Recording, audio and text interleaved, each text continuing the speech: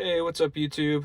I've always had trouble removing ignition tumblers on E30s, so I wanted to make a little video on how to do it. This is just my personal car. I just swapped the ignition tumbler out for one with the correct key.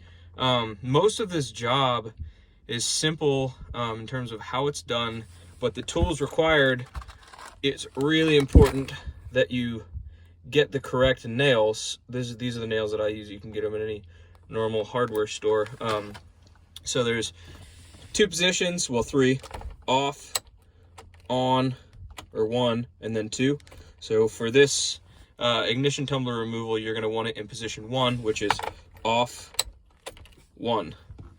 And then you're gonna take said nail, and then this is gonna be tough to show you on camera, but I'm gonna try.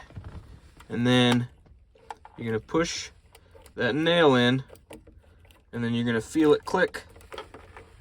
You might have to push it a little bit or finagle with it.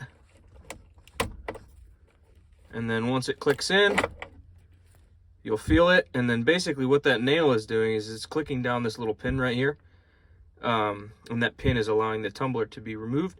So to put your new tumbler in, you have to actually have that pin depressed still. So then you keep that nail in there and then put it in, take out your nail, and then you're good to go.